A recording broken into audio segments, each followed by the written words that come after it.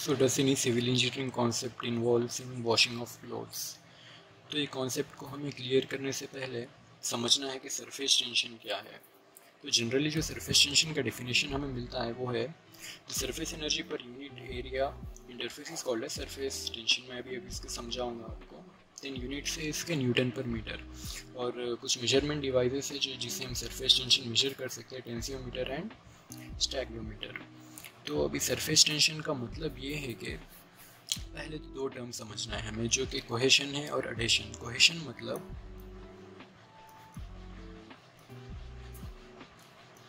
Intermolecular attraction between same molecules.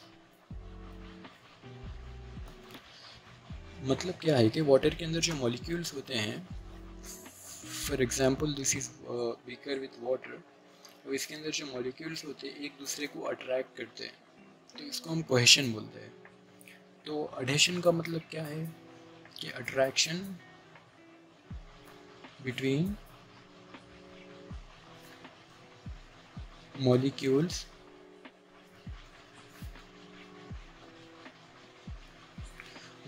Of different, आप substance बोलो या फिर आप मॉलिक्यूल्स बोलिए, attraction between the molecules of different substance.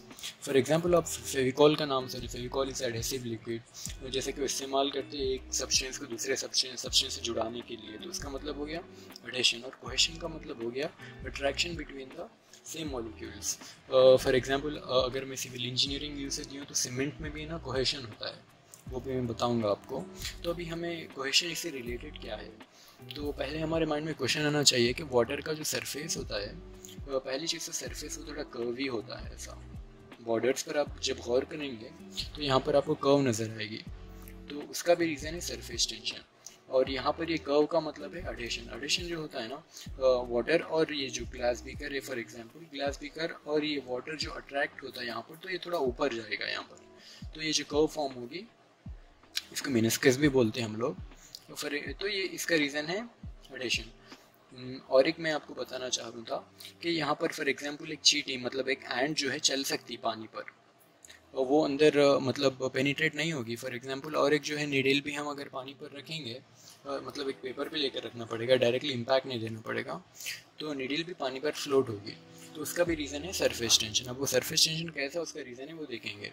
तो जो surface tension causes due to only cohesion.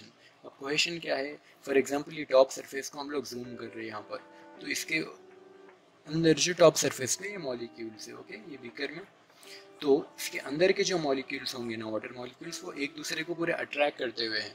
तो अभी हम टॉप मॉलिक्यूल को एक को लेकर गौर करेंगे। तो ये जो है फर्स्ट वाला टॉप वाला मॉलिक्यूल है, तो इसको अब इधर से दूसरे इसके आसपास के मॉलिक्यूल्स अट्रैक्ट कर रहे हैं यहाँ पर, और इसका जो टॉप सरफेस है वो एम्प्टी हो गया, मतलब यहाँ पर एयर में है वो, तो यहाँ पर अट्रैक्शन नहीं हो रहा है। तो इसी तरह पूरे मॉलिक्यूल जो है एक दूसरे को अट्रैक्ट कर रहे हैं, तो यहाँ पर एक थिन फिल्म फॉर्म होगी, टेंशन फिल्म। जैसा कि अब ये है मॉलिक्यूल, ये इसको ही नहीं अट्रैक्ट करेगा, फिर ये मॉलिक्यूल है, अब ये सबका अट्रैक्शन ऐसे चलते रहेगा, तो यहाँ पर थिन फिल्म फॉर्म होगी। वो थिन फिल्म में कुछ ना कुछ फोर्स होगा, जैसे कि हम यहाँ पर टेंशन बता रहे हैं ना, वो फोर्स ही रेसिस्ट करने वाला है चींटी को, जो अंदर जाने नहीं देगा।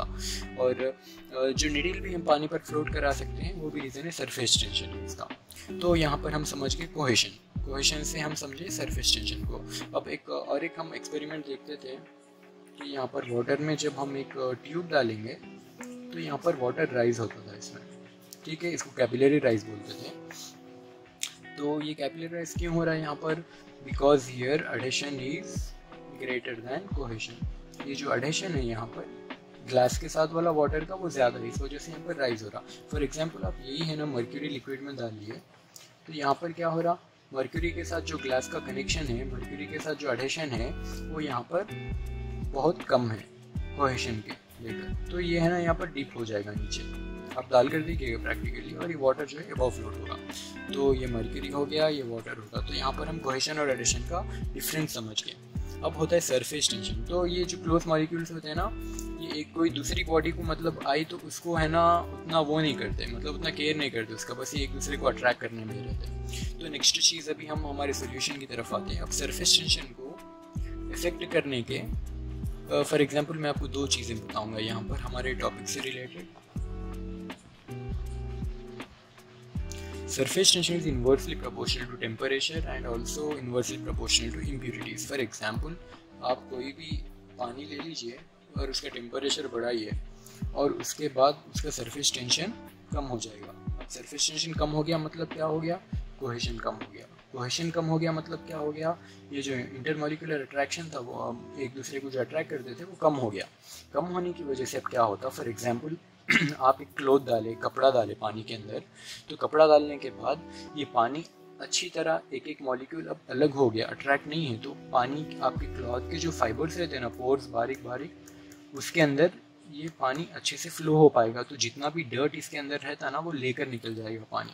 तो मेन रीज़न क्या होता है? जब टेम्परेचर बढ़ गया, कोहेशन कम हो गया और पानी अच्छे से आपके क्लोथ्स के पूरे फाइबर्स में फ्लो हो पा रहा, और फ्लो होकर उसमें के डर्ट निकाल देगा। अब नेक्स्ट चीज़ होता है इम्प्यूरिटीज़। अब इम्प्यूरिटीज़ क्या होते हैं? इम्प्यूरिटीज़ में मेनली है ना डाइऑक्सिन है, जैसे कि सोडियम ट्राई पॉलीफॉस्फेट है, ऐसे बहुत सारे इम्प्यूरिटीज़ है जो कि सर्फ्स में यूज़ करते हैं, जिसको सर्फेक्टेंट्स भी बोलते हैं, डिटर्जेंट पाउडर भी बोलते हैं, आप सोप्स भी बोलिए। तो ये इम्प्यूरिटीज़ भी जब हम पानी में डालेंगे, इम्प्यूरिटीज़ का कंटेंट जितना पानी में बढ़ेगा, सरफेस टेंशन का कंटेंट उतना कम होगा, तो कोहेशन उतना कम होगा।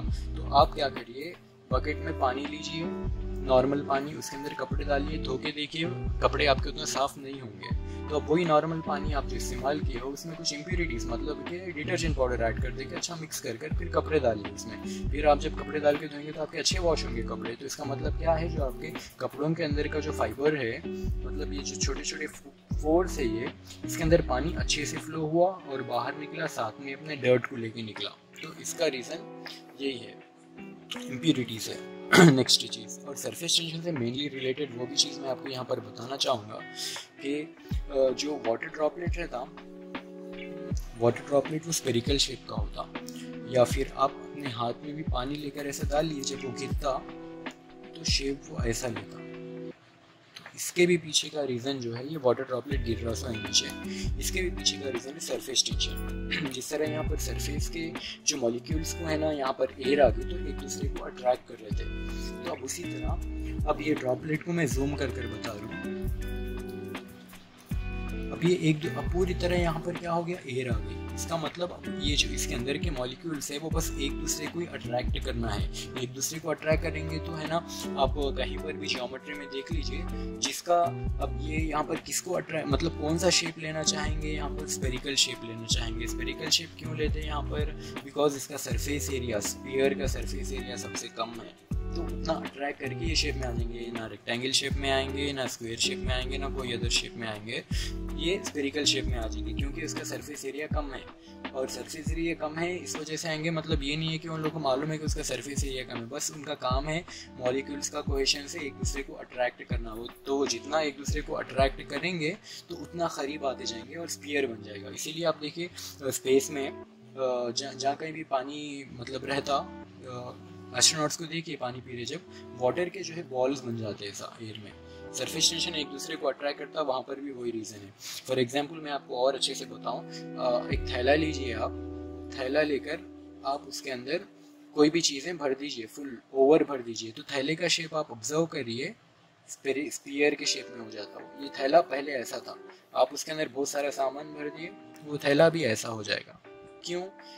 जब कभी भी कोई भी फोर्स, चाहे टेंसाइल हो या कंप्रेशन फोर्स है, ये कंप्रेशन था, ये अपना इसको बाहर ढकलने वाला टेंसाइल है, तो वहाँ पर लीस्ट सरफेस एरिया का जो कॉन्सेप्ट है वो शेप लेना चाहेगा। तो आपका जो ये थैला है, थैला भी है ना स्फेरिकल शेप में हो जाएगा उसके, तो फिर उसके बाद आप निकाल दीजिए, नॉर्मल शेप में आ जाएगा। तो मेन कॉन्सेप्ट जो spherical shape of water droplet की कोहेशन है। कोहेशन का मतलब सरफेस टेंशन का मेन रीजन कोहेशन है। कोहेशन से अपने को क्या आते हैं? प्रोपोर्शनैलिटीज अगर निकाले तो एक टेम्परेचर आ गया, एक इम्प्यूरिटीज, मतलब फिलहाल दो बताया आपको यहाँ पर। टेम्परेचर से क्या हो रहा? टेम्परेचर से सरफेस टेंशन कम हो रहा, कोहेशन कम हो रहा, तो पानी, कभी कपड़े बहुत ज़्यादा गंदे हो गए तो आप वॉश करके देखिए, पानी गर्म करके बहुत अच्छे से निकलेंगे। अगर दो भी आप अप्लाई करिए, पानी भी गर्म करिए और उसमें इम्प्यूरिटीज़ भी डालिए, तो और अच्छे से इफेक्टिव वॉशिंग होगी। So this was the complete explanation and concept for the question, does any civil engineering aspect is involved in washing of clothes with detergent powder?